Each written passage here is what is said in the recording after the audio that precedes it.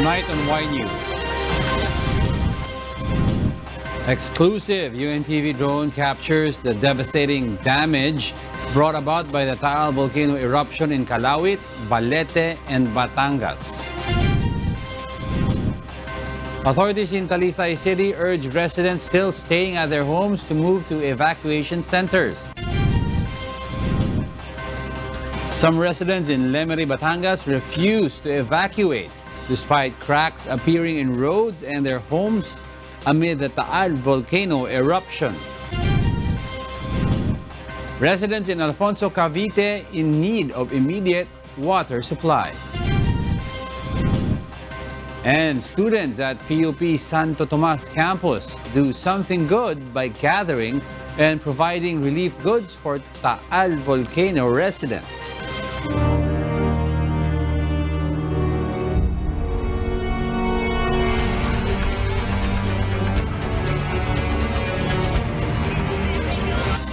Good evening. The local government of Balete, Batangas aims for the safety of not only the residents but also their livestock.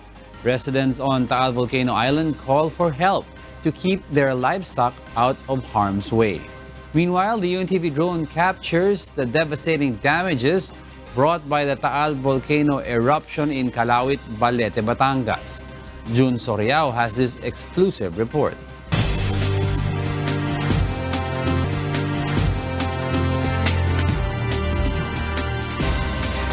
Not only residents but also livestock on Taal Volcano Island are affected by Sunday's eruption of the volcano. Just like these carabaos rescued by Rolando de Satel and other men. The group ferried the animals to safety through their boat. Through their eyes, it can be seen the carabaos are also suffering difficulties due to the ashfall. What they and other animals that survived the calamity need is help, so that their owners could continue with their livelihood, although they have no more houses to return to. Hihingi lang kami ng tulong na para mahakot ang mga hayop doon. Hindi ba delikado doon? Hindi ho. Tao. Baka ho doon yung 20 pa, praso. Eddie Orense, on the other hand, has lost his home, livelihood, and other livestock to the eruption. But he is not losing hope. What's important, he says, is that he and his family are alive. Kami na sa may tetero ng Burkan.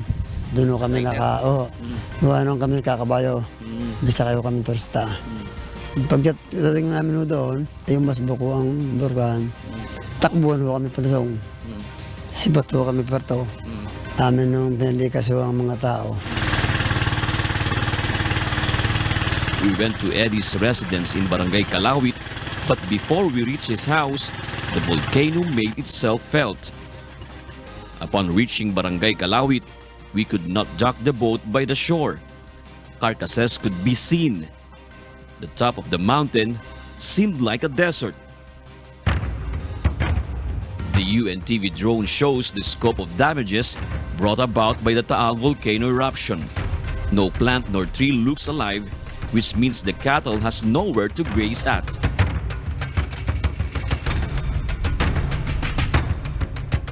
The MMDA K9 Corps assisted the local government in rescuing the rest of the surviving animals. Pero importante sa amin may makuha kami na at least buhay. Kabuhayan kasi ng mga locals yun.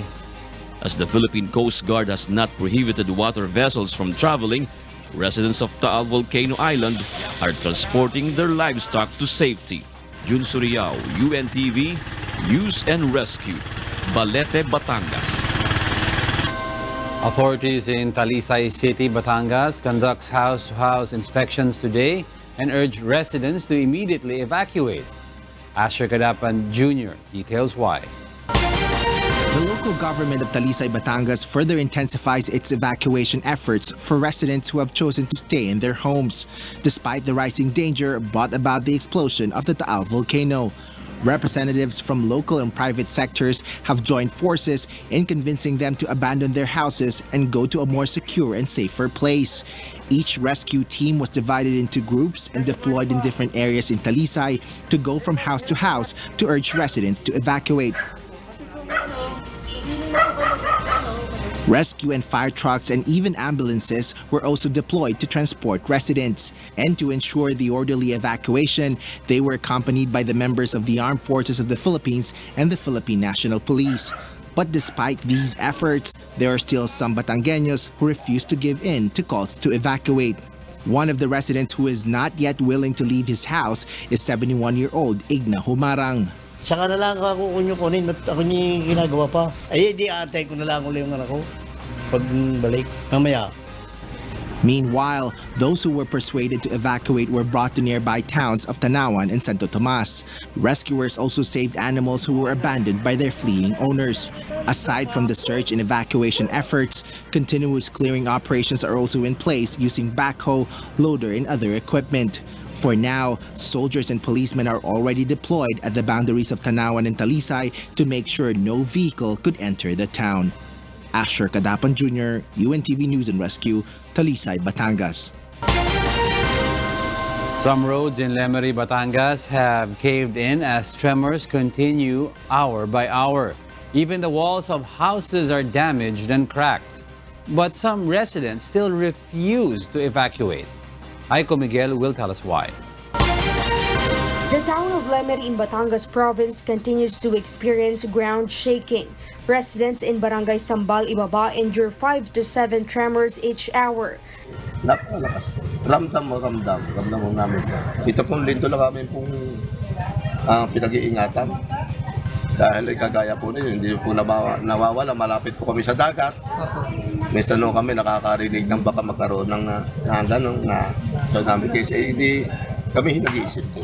The water level of this part of the sea has lowered by at least 6 inches. Half of the road has caved in. The walls of houses cracked. But despite such unfavorable conditions, residents here do not seem convinced to move out. Instead, they want to look after their houses and properties. One of them is Bayani Marshal.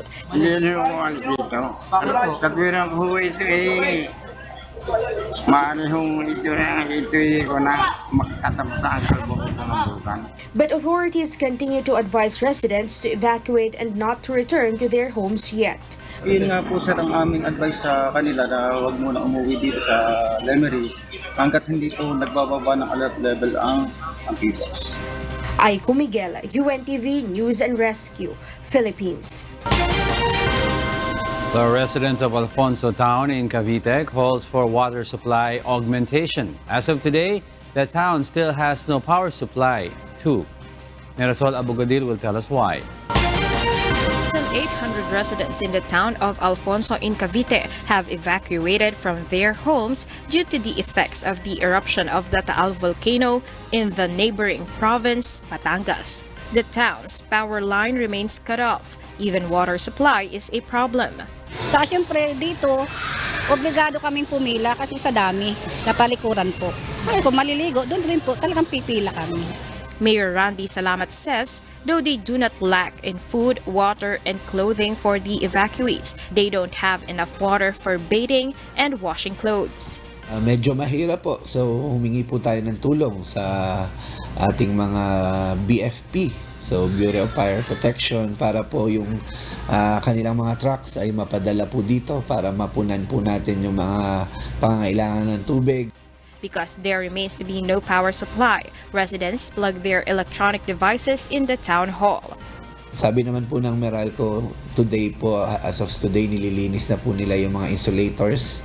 At kapag nalinis po yun, pwede na pong maibalik ang kuryente. Kasi po kung walang kuryente, wala po kaming tubig din po. The Alfonso local government and residents hope the power supply will soon be restored at the soonest possible time. Marisol Abogadil, UNTV News and Rescue. Not only the government and its agencies, but also students are on the go to extend their help to the evacuees in need of aid following the devastation of the Taal Volcano eruption. Now, Nina Armilio will tell us why. 2 days after the Taal Volcano erupted, a vast scope of devastation can be seen. Livestock, trees and plants, and people living around the volcano and nearby areas are much affected. What they need now is help. A aside from rebuilding their damaged shelters. This time of calamity is deemed by the Bible readers or Bread Society International as an opportunity to do good to others. Bread Society members in Batangas gathered used clothing items, hygiene kits, and other relief goods to be distributed to the evacuees at the Polytechnic University of the Philippines, Santo Tomas, Batangas campus. Would like to thank Bread Society for giving your donations po. And currently, kung magbibigay pa po kayo, willing pa po kaming tumanggap. The Bread Society will donate another batch of relief goods to the evacuees through the Bread Society PUP Santo Tomas Batangas chapter. Even the Central Student Council PUP Parañaque campus also grabbed this chance to extend help. The group urges their fellow PUP Parañaque students in collecting canned goods, instant noodles, instant coffee, bottled water, and clothing items to be given also to the evacuees at PUP Santo Tomas. They and other Filipino student bodies and groups are joining hands in calling for help and in taking action, not for themselves, but for our fellow Filipinos in need. Another proof that selflessness is a virtue that remains within Filipinos. Nina Armilio, UNTV News and Rescue, Philippines. Welcome back to Y News. We pick up to where Angelo Castro III left off. I am William Theo, and here are the headlines. A Department of Health official says the residents in Metro Manila need not buy or use N95 masks. Government records over 577 million peso worth of damages to agriculture after Taal Volcano eruption. The Department of Social Welfare and Development ensures psychosocial intervention is provided for volcano eruption victims. And the Ninoy Aquino International Airport resumes 2 normal operations. Good evening. Residents of Metro Manila need not wear an N95 mask, but people in Quezon and Laguna provinces are advised to brace themselves for possible ashfall in the coming days. Rosalie Cos explains why. The Department of Health asked the N95 mask suppliers to secure N95 masks for residents severely affected by the heavy ashfall in Batangas and Cavite. In particular, are residents evacuated from the 14-kilometer danger zone from the Taal Volcano. According to Health Assistant Secretary Maria Francia Laksamana, these residents are the ones who greatly need N95 masks. But in Metro Manila, since the ashfall was not that severe, residents do not need to wear N95 face mask. Pero po dito sa mga areas like Metro Manila, yung Region 3, yung mga areas po na nasabugan nga ng ashfall, pwede naman po tayong gumamit na not necessarily the N95 but we can use also the regular surgical mask. At wag na muna tayong mag N95 dito sa Metro Manila. Ibigay na po muna natin sa ating mga kababayan dito sa mga areas ng Batangas and Cavite. Those who are residing in Quezon and Laguna provinces should be prepared for the severe ashfall from the Taal Volcano because of the changes in the wind direction in the coming days. In case an N95 mask is not available, the DOH advises the public to use an improvised face mask such as surgical mask with wet cloth or any cloth such as old shirt which can cover the nose and the mouth. Pinaka-critical po and very basic is moist, something moist para yung ashfall, mababara niya yung pagpasok ng ashfall na ma-ingest you through the nose and through the mouth. Yesterday, President Duterte warned profiteers after reports of overpricing of N95 mask. Itong mga negosyante, if the demand is high, then magkakaroon tayo ng medyo magkulang, then the prices go up. Or the worst thing that they can do, if they have enough supplies and yet they're selling it at prohibitive prices already. So I'm setting the limit. Mura naman yan. Bakit? Do not hoard it. Pag tinago ninyo, then I will be forced to order. Pasukin ka. Rosalie Cos, UNTV News and Rescue. Ash from a volcano reaches even the farthest points, but how does it affect human and nature? Vincent Arboleda reports. Aside from irritating the eyes, ash from volcano is hazardous, especially to the human respiratory system. Ashes spewed by the Taal Volcano on Sunday reached as far as neighboring region, Central Luzon. But how long can ash be suspended in the atmosphere? FIVOC says visible particulate matters take no time to fall on ground. But what's more hazardous are the minute particles. Kung masyadong pino ang ashfall, less than 100 microns ang size, yung ash kaya niyang lumutang sa hangin for a period of 3 days bago siya completely mag-settle out. The Department of Environment and Natural Resources say that even if ash falls to the ground, it may still be inhaled by humans. Kapag dinaanan ng sasakyan yan o nabuga ng hangin yan, balik na naman sa air yan. So, yun yung problema natin. To see particulates in the air, just put oil in a small plate and leave it for about 20 minutes. FIVOX explains the dirt may include ash spewed by the Taal Volcano, but a microscope is needed to see the particles because they are too small. Less than 100 microns ang volcanic ash. Mas maliit pa po dyan. The Bureau of Fisheries and Aquatic Resources or BFAR says that sulfur from volcano is hazardous to fish and to other living organisms in the lake. Inaasahan natin na posibleng magkaroon ng fish kill dahil nga doon sa mataas na konsentrasyon ng sulfur sa tubig. So nakakalason ito sa isda once na na-ingest niya. According to Dr. Jerry Bagtasa of the UP Institute of Environmental Science and Meteorology, there are volcanoes like Mount Pinatubo that leave lasting effects on the earth. Ash can remain in the atmosphere for 2 years. So, hindi na pumapasok yung ilaw ng araw, nagpapainit sa lupa.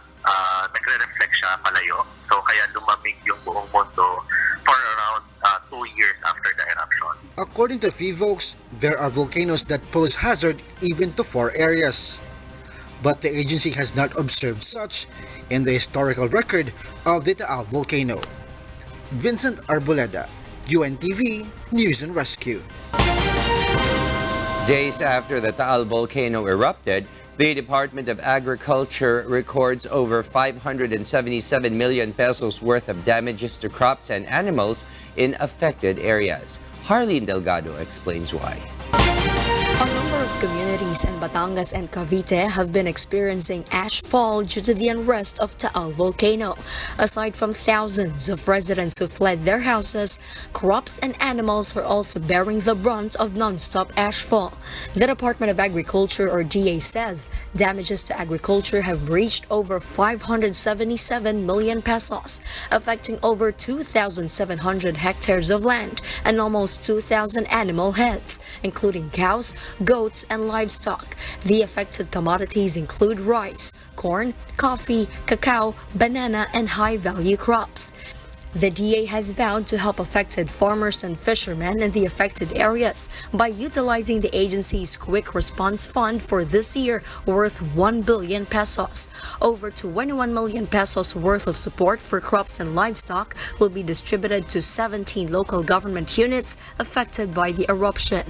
The Bureau of Plant and Industry will also distribute 5,000 coffee mother plants and 1,000 cacao seedlings. The Bureau of Fisheries and Aquatic Resources will also provide assistance in the form of fingerlings once aquaculture operations in Taal Lake resumes. The Agriculture Department has earlier noted that up to 6,000 fish cages are at risk due to the expected fish kill in Taal Lake due to the high sulfur content from the volcanic eruption. A production loss of estimated 15,033 metric tons in the fisheries sector is expected, which may reduce the supply of tilapia in Metro Manila.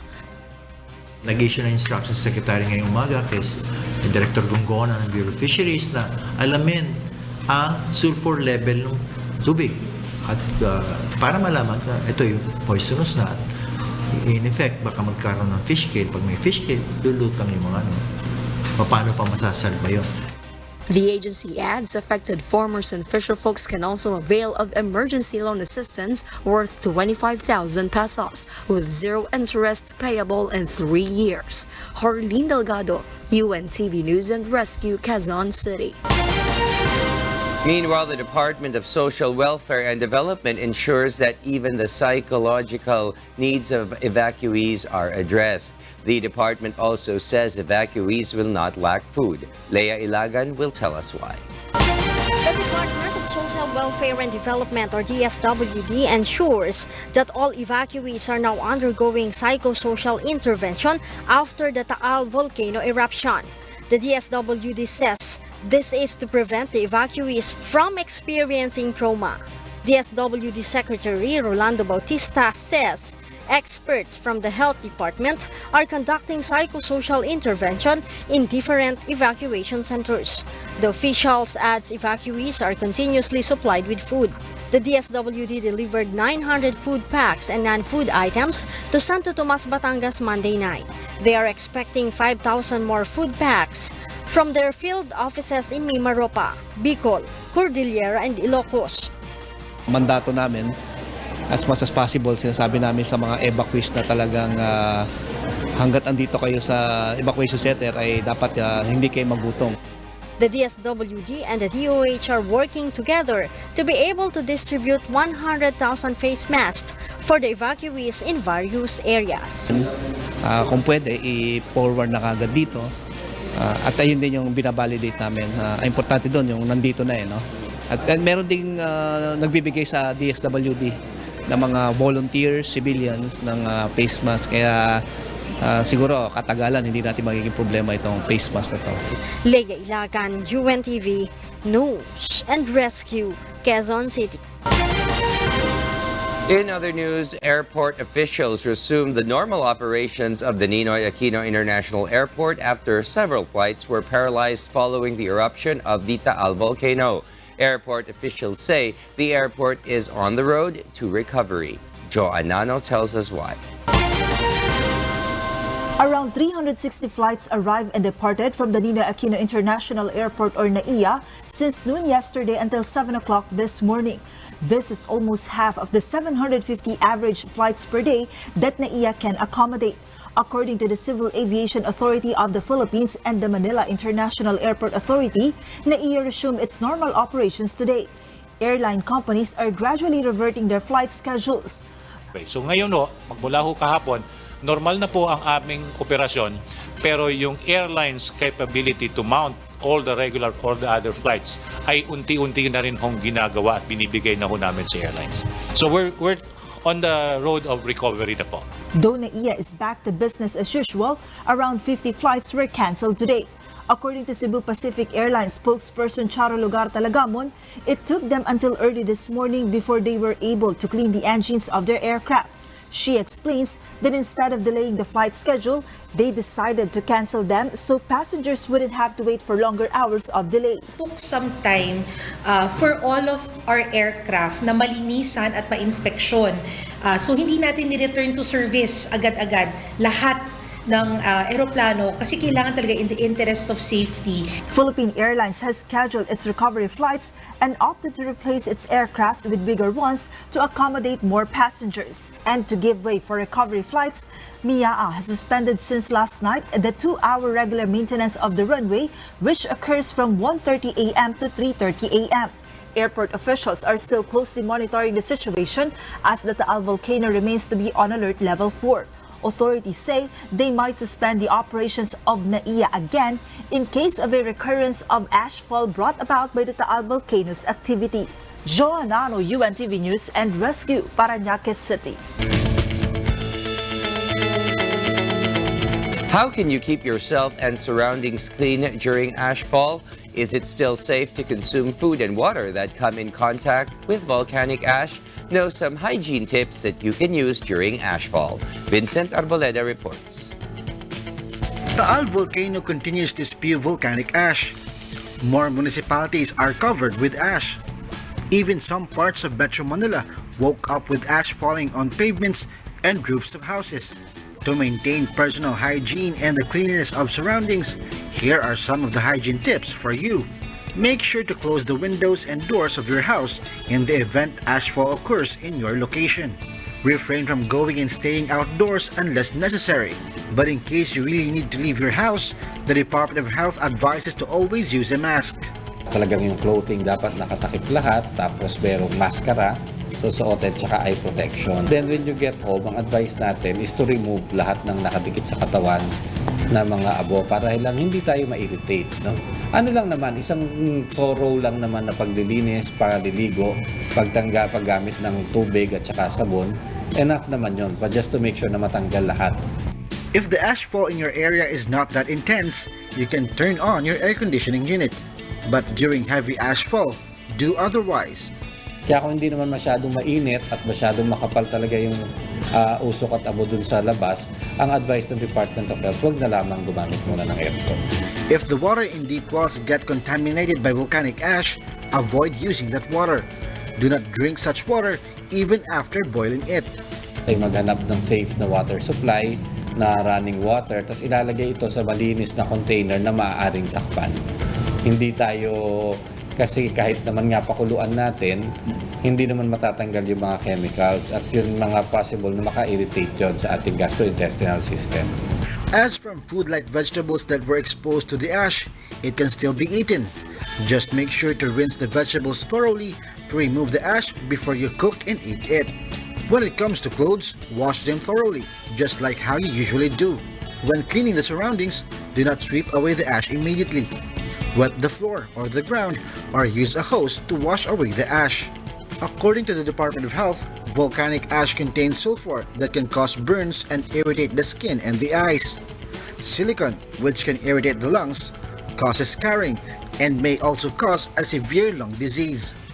To be safe and to prevent sickness and inconvenience, be sure to follow the advice coming from authorities. Vincent Arboleda, UNTV News and Rescue, Manila. There is a saying that health is wealth and education is a passport to the future. This is what the administration of a school in Quezon Province believes. They requested for a free medical mission from MCGI and UNTV. Mirasol Abucadil will tell us why. At a young age, grade 8 student Micaela Invejas of Lucena de la Hica National High School has astigmatism. She wears eyeglasses in school to read clearly, but more often, she has no vigor. Sometimes her classmates tease her for that. Upon hearing that Kamanggagawa Foundation Incorporated, members Church of God International and UNTV would conduct a free medical mission in their school, Micaela grabbed the opportunity to have a free eye checkup. Minsan kasi pag malabong mata mo, nakakatamad na magsulat, parang ayaw ko lagi magsulat, lalo't nasa dulo pa naman ako. Hindi na ako nagsusulat kasi ang layo. Hindi ko makita. The school administration say they want to be sure their students are healthy, so they requested for the free medical mission. Pinagdesisyonan po namin na mag-request ng ganitong medical mission para po sa aming mga estudyante at sa aming mga guro at mga magulang. Dahil naniniwala po kami na ang kalusugan ay isang napakahalagang faktor kung paano magiging matagumpay ang pag-aaral ng mga estudyante. At yung pakinabang po na makukuha ng ating mga mamayan, lalo't higit na mga estudyante, ay pakikinabangan hindi lang ngayon, kundi sa mga darating pang maaraw. Dahil yung malusog na kabataan ngayon, nangangahulugan ng tagumpay natin sa hinaharap. KFI, MCGI, and UNTV offered free medical, dental, and optical consultations, free dental extraction, massage therapy, and more. 13 persons consulted with volunteer lawyers. Over 900 individuals benefited from the free medical and legal mission. Siyempre, maligaya pag nakikita po natin ang ngiti sa bawat estudyante na mapagserbisyuhan natin. Kasi hindi naman lingid sa atin. Siyempre, hindi naman po pwedeng puro aral lang sila. Kundi kung ano yung kailangan po nilang medical, edi magawa po natin. Mirasol Abgadil, UNTV, News and Rescue.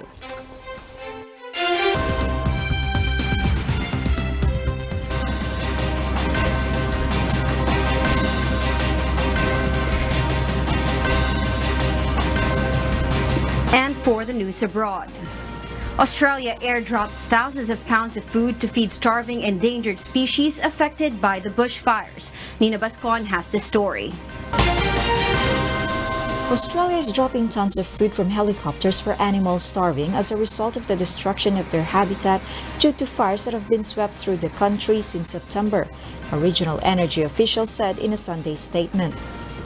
New South Wales government has deployed helicopters the past week to drop more than 2 tons of carrots and sweet potatoes at different sites where brush-tailed rock wallabies, a marsupial native to southeastern Australia, lives. The drops have taken place in at least 6 different locations where the animals live.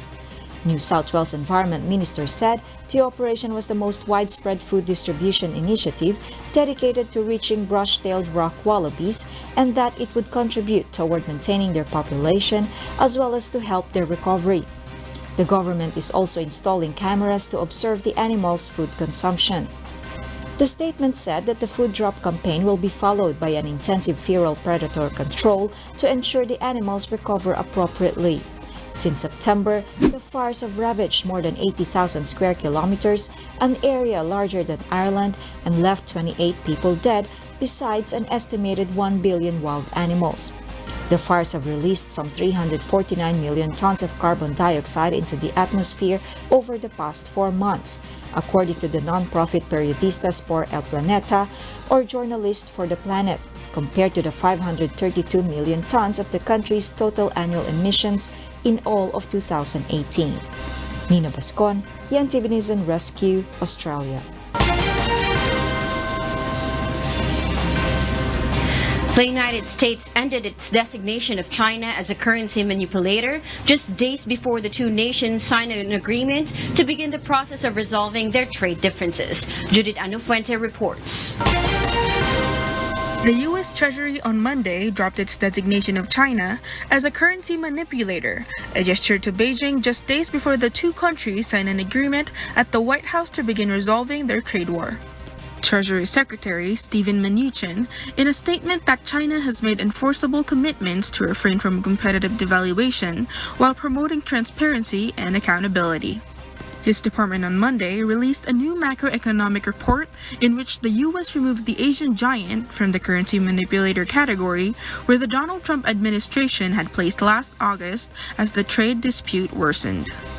When a country implements policies to keep its currency artificially low relative to other nations' currencies, that manipulation results in its goods becoming comparatively cheaper overseas, thus boosting its exports, while other nations' goods become relatively costlier. Now China is being moved onto a monitoring list where Washington groups those trade partners it deems deserve special attention regarding their monetary practices, specifically how they handle the value of their currencies.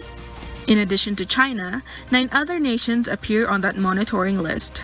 These are Germany, Ireland, Italy, Japan, South Korea, Malaysia, Singapore, Switzerland, and Vietnam. The U.S. Treasury had included China on its currency manipulator list 5 months ago in what was widely perceived as an escalation of the bilateral trade war.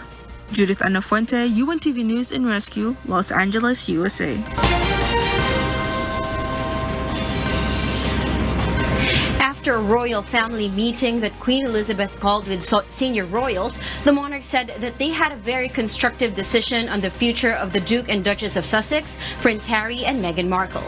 Jovic Vermas will tell us why. Queen Elizabeth II agreed Monday to a period of transition to accommodate Prince Harry and his wife Meghan's wish to split their time between Canada and the UK. The announcement came after the couple announced last week they would be stepping back as senior members of the royal family. The Queen released a statement via Buckingham Palace saying her family had held very constructive discussions on the future of the Prince and his wife. She said there were complex matters for my family to resolve and that final decisions would be made in the coming days. The Queen expressed her support for her grandson, saying she and her family are entirely supportive of Harry and Meghan's desire to create a new life as a young family. The monarch added that although they would have preferred the Sussexes to remain full-time working members of the royal family, they respect and understand the couple's wish to live a more independent life. Harry, his brother Prince William, and their father Prince Charles could be seen leaving Sandringham, the Queen's country retreat, separately following the family meeting. The Sussexes announced last week they plan to share their time between the UK and Canada, an announcement that drew a lot of media attention. The unexpected announcement of Harry, sixth in line to the throne behind his father, brother, and his brother's 3 children, and his wife has divided public opinion. Some understand the couple's desire for greater privacy, while others question whether they will be able to support their wish of financial independence. Jovic Burmas, UNTV News and Rescue, London, United Kingdom.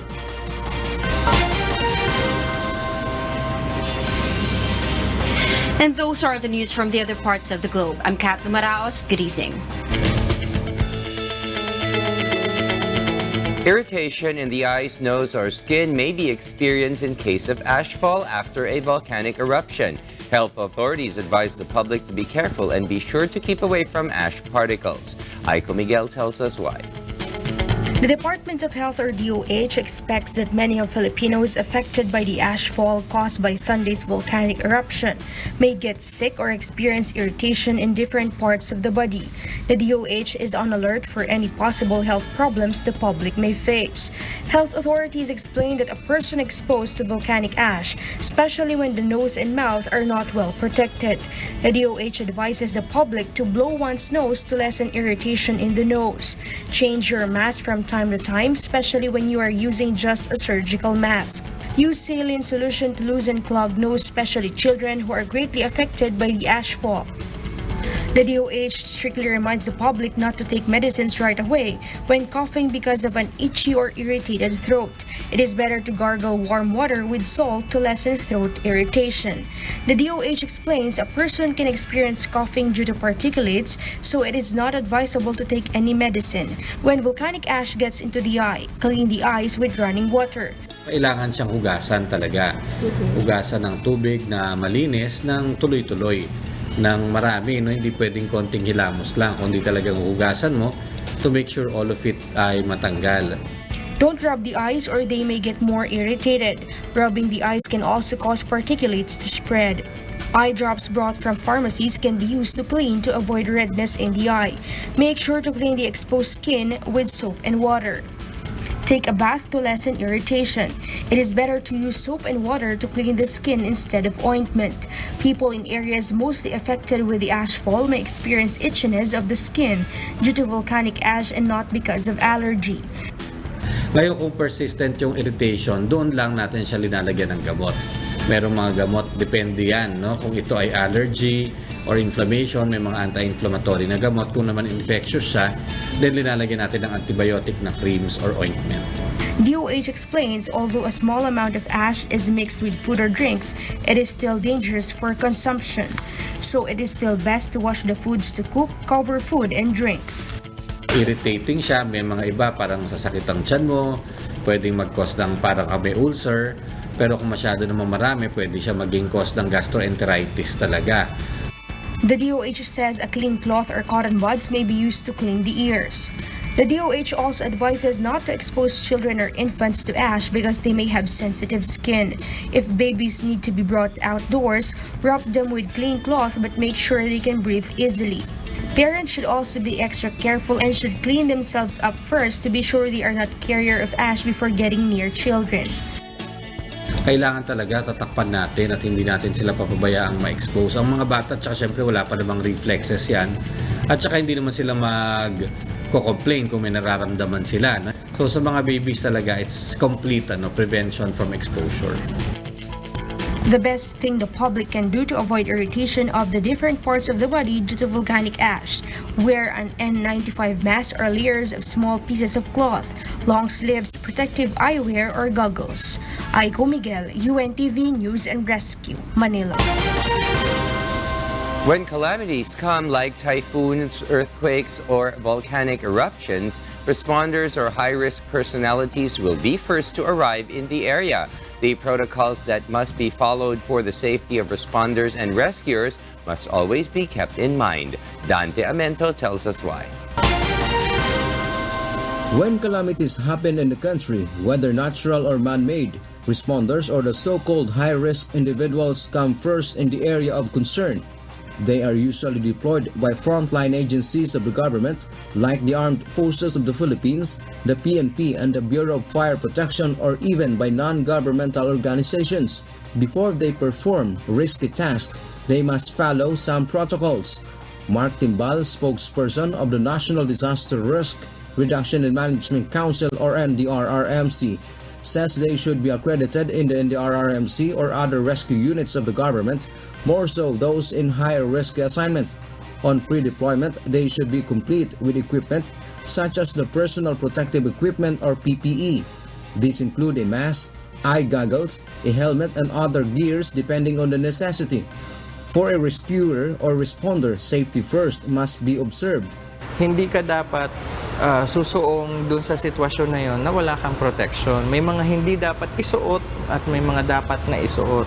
While in the area, primary or general assessment should be done. Call for additional responders or resources if needed. Do not push through with the rescue operation if situation prohibits. Responders should also be given enough rest. After the rescue operation, make sure all the equipment used are disposed of properly. Always maintain cleanliness and if necessary sterilize or decontaminate. Before going home, as much as possible disinfect or clean the body from any bad or contagious viruses or bacteria. Nagsusuot sila ng special na mga suits nila at yun po ang dinadala nila doon sa areas na yun. Ganon din po ang ginagawa nila. Pagkatapos, huhubarin po ito para linisin doon at isasabit ulit, itatago up until such time na gagamitin na ulit siya next time.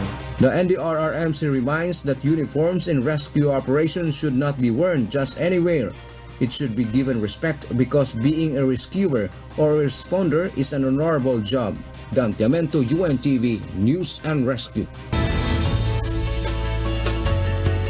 The UNTV News and Rescue team, together with volunteers from Members Church of God International, provided relief assistance to displaced families in Calaca, Batangas.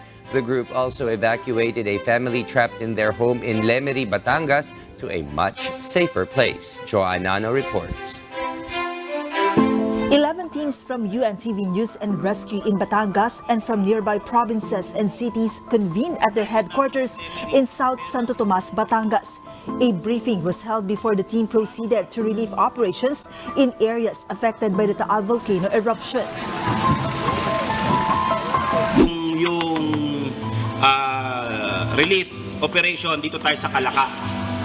So ito kasi yung hindi pa napupuntahan masyado. Volunteer from Members Church of God International Batangas chapter helped in repacking relief goods. The group was dispatched this morning.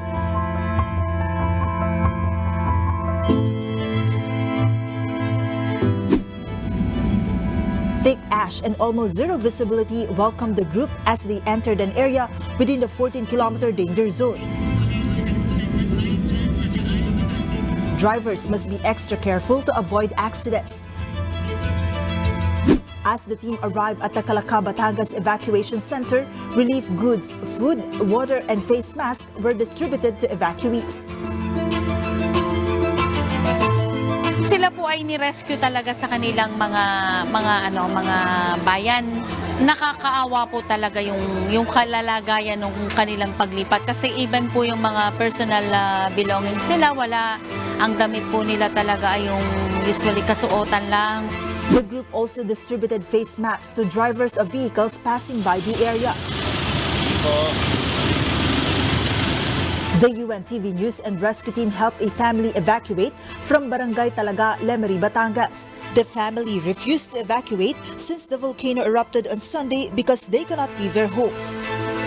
The family was transported using the UNTV News truck. On Thursday, January 16, UNTV News and Rescue will conduct a free medical mission in Lemery, Batangas. Joanano, UNTV News and Rescue. And those are the reasons behind the news this January 14, 2020. On behalf of Angelo Castro III, I am William Theo, and before we close, we will recap with today's significant sound bites. Because we need to know, we will always ask why. Good evening. Pero po dito sa mga areas like Metro Manila, yung Region 3, yung mga areas po na nasabugan nga ng ashfall, pwede naman po tayong gumamit na not necessarily the N95 but we can use also the regular surgical mask. At wag na muna tayong mag N95 dito sa Metro Manila. Ibigay na po muna natin sa ating mga kababayan dito sa mga areas ng Batangas and Cavite.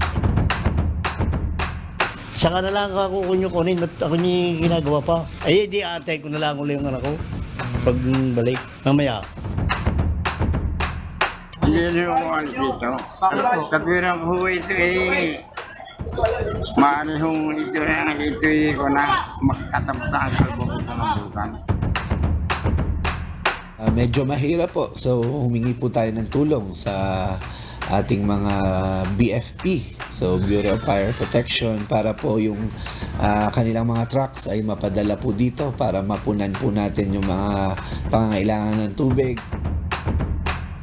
Hihingila kami ng tulong para mahakot ang mga hayop doon. Hindi ba delikado doon? Hindi ho. Ang baka ho doon yung 20 pa. Importante sa amin may makuha kami na at least buhay. Kabuhayan kasi ng mga locals yun.